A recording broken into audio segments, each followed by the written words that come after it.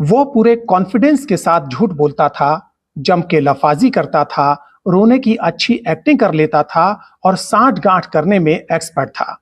आज हम बात करेंगे कि कैसे झूठ, नफरत, लफाजी, जुगाड़बाजी और सांठ-गांठ के बलबूते एक कम पढ़े-लिखे, सनकी और ओछे आदमी ने कैसे एक भरे पूरे देश को तबाह कर डाला। प्रणाम अलैकुम दोस्तों, ये कहानी है जर्मनी की और उस दरिंदे का नाम था एडोल्फ हिटलर। अगर ये कहानी सुनाते समय आपके दिमाग में और कोई चेहरा आने लगे तो ये आपकी प्रॉब्लम है। तो आइए शुरू करते हैं। हिटलर जिस पार्टी का मेंबर था उसके सामने फंडिंग की समस्या थी। पार्टी के लीडर भी बूढ़े और कमजोर हो चुके थे। ऐसे में अपने उद्योगपति दोस्तों से बहुत बड़ी फंडिंग का जुगाड़ करके हिटलर ने पार्टी के पुराने नेताओं को साइड लगा दिया और पार्टी का सर्वेसर्वा बन गया। हिटलर के एजेंडा को आगे बढ़ाने के लिए इन उद्योगपतियों के अखबार दिन रात एक धर्म के खिलाफ नफरत फैलाते थे।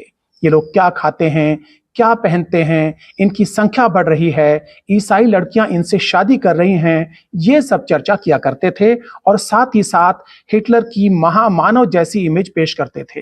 जबकि हिटलर बहुत ही औसत बुद्धि का, बहुत डरपोक, सनकी और कुंठित आदमी था। वो शारीरिक तौर पर तो कमजोर था ही, मानसिक रूप से भी बीमार था। लेकिन हिटलर के पास कुछ हुनर भी थे। वो सफेद झूठ, लफाजी, नाटकबाजी और सांठ-गांठ में एक्सपर्ट था।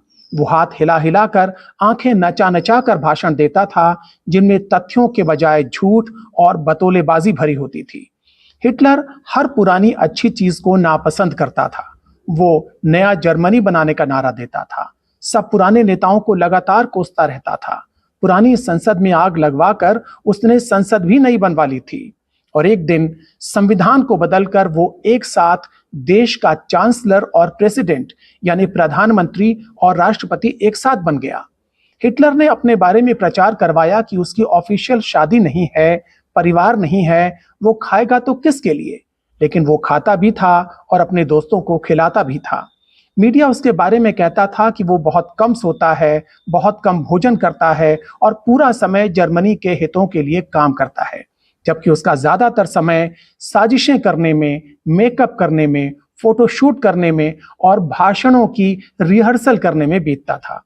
हिटलर शाकाहारी था लेकिन हत्यारा था। उसे सजने संवरने का और अलग अलग पोज में तस्वीरें खिंचवाने का बहुत शौक था। वो बच्चों के साथ फोटो खिंचवाता था, लेकिन उसने लाखों बच्चों की हत्या करवाई या उन्हें यतीम बनवा दिया। और अब हिटलर का अंजाम। अपनी हार नजदीक देखकर हिटलर ने अपनी प्रेमिका समेत खुदकुशी कर ली। उसके दोस्तों और साथियों को 20 साल तक ढूंढ ढूंढ के सजा दी जाती रही और जर्मनी को तबाही से उबरने में लंबा समय लग गया। हिटलर की कहानी हमने आपको इसलिए सुनाई ताकि आप और हम मिलकर उस दरिंदे को लानत भेज सकें और फिर किसी हिटलर को पनपने न दें। जय हिंद, जय जगत।